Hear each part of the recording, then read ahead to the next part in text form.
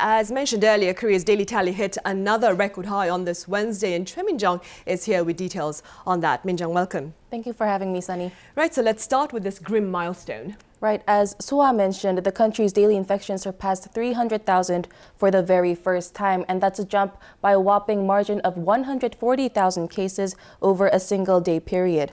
Korea's total case count has now surpassed 5.2 million, meaning 1 in 10 people in South Korea has had or currently has COVID-19.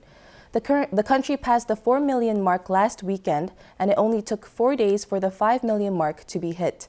Dr. Jung Jae-hoon, a government COVID-19 advisor, says the peak phase of Korea's Omicron wave may have started on this Wednesday, lasting over the next 2 weeks. Therefore, he said the country must prepare itself to handle the expected surge in severely ill patients at the end of March or early April.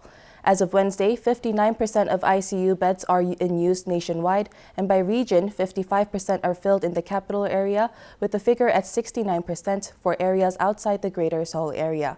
Meanwhile, the number of people recovering at home is now over 1.2 million, following a jump of 54,000 over the past day. And in light of the latest events, Min-jung, I understand health authorities are now making Pfizer's antiviral pill available at more medical centers across the country. That's right, Sunny. Starting today, Paxlovid prescriptions for COVID-19 patients will become available at general hospitals, psychiatric hospitals, and rehab centers nationwide.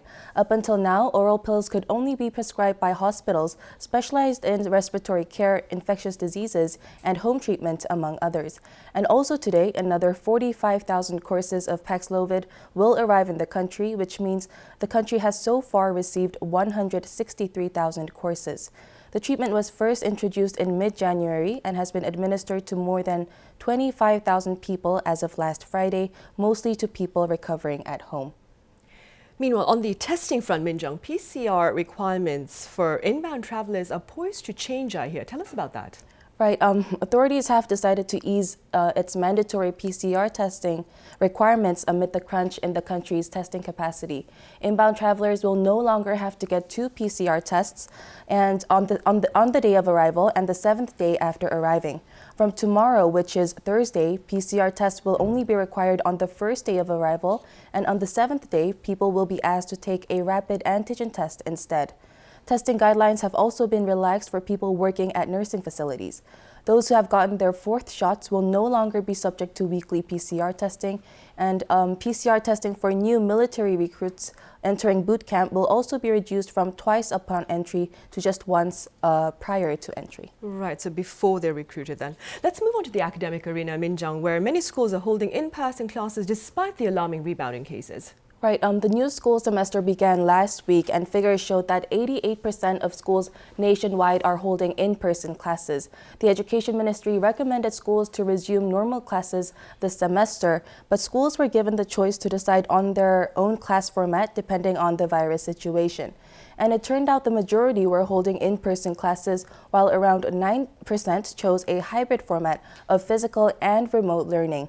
But this comes as more than 174,000 students were infected with COVID-19 over a 6-day period following their return to school. This means an average of 29,000 students were infected a day. That's already half the total number of student infections confirmed in the entire year of 2021.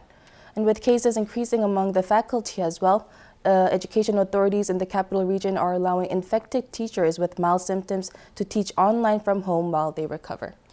Right, and Min-jung, beyond Korea, I hear some countries are easing their border restrictions. Tell us about that. Right, Sunny. India will be resuming international flights for the first time since the start of the pandemic. Since March 2020, international flight services were suspended, and special flights only operated for 37 countries under the travel bubble agreement. However, the government has decided to ease travel measures from March 27th, thanks to its high vaccination coverage and the relatively having the Omicron wave now under control.